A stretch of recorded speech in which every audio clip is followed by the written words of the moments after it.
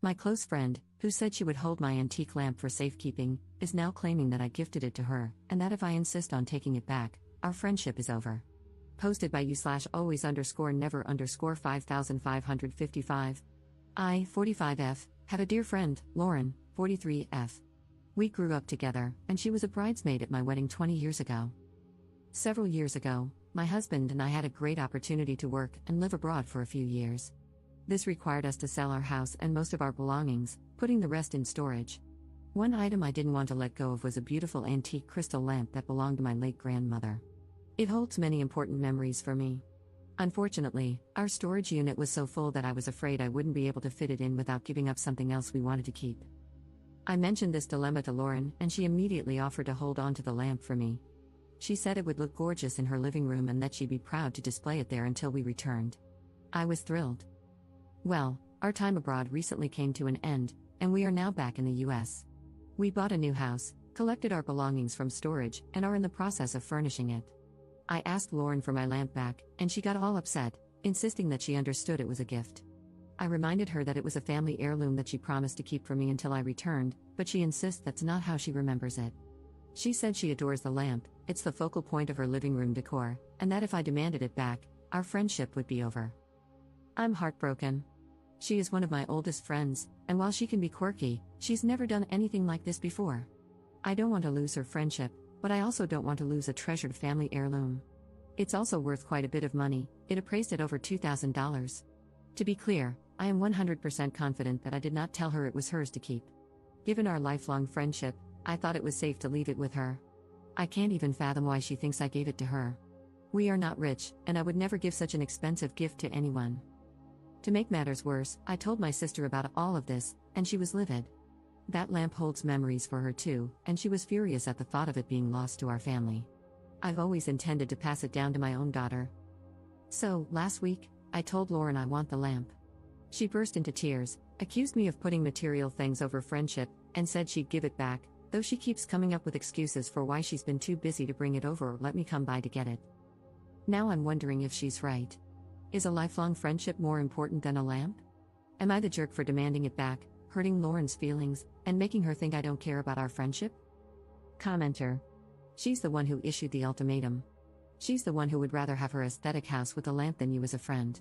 She's the one who convinced herself you'd let her keep a beloved antique, despite the fact that she only has possession of it because you wanted to keep it. Her own logic and story are full of holes, and she knows it. That's why she's going nuclear. When was the last time you were at her house? Have you seen the lamp recently? Are you sure it hasn't been broken or sold? Or is she really so deluded that she built her room around an item she doesn't own and has been showing off her antique for years? Ops response. Yeah, I have to agree with you. Oh, and yes, I did swing by her house to say hello a few weeks ago when we first got back, and the lamp was there. I didn't ask for it back at that time because we were still in the process of buying a house, so I had no place to put it. But I do now, and damn it, I want it back. Update 1 day later. I got the lamp back. I want to thank everyone who commented for all the support. It helped me realize how I was allowing Lauren to manipulate me into believing that I was somehow in the wrong for wanting my lamp back. Early this morning, I drove over to her house. It's Saturday, so I figured she'd be home, and she was. I could tell as soon as she opened the door that she knew why I was there. And yes, the lamp was there.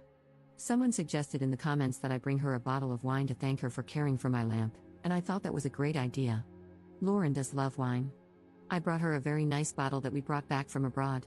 I said I was sorry things had gotten tense between us and told her that I value her friendship very much. I handed her the bottle and told her it was a gift to say thank you for taking such good care of my grandma's lamp. I said, I'm sorry if there was any confusion about my intention in letting you hold on to it, but I think you know now how important that heirloom is to me and my family, and I need to take it back.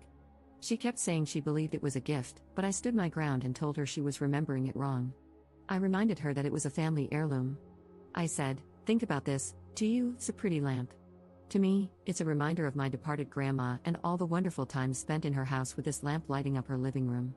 How could she argue with that? I didn't get angry, I remained calm but firm. In the end, she just threw her hands up and said, fine. I unplugged the lamp, gave her a hug, and left.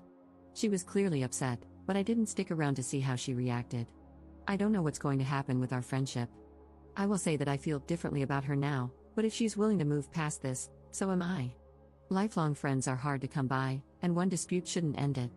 If we do move forward, I will know not to trust her with something like this again. But it's entirely possible I will never hear from her again. I don't plan on reaching out anytime soon. There were too many comments for me to address them all, but I want to answer a few questions. First, I wasn't going to get the police involved. This is a civil matter, not a criminal one.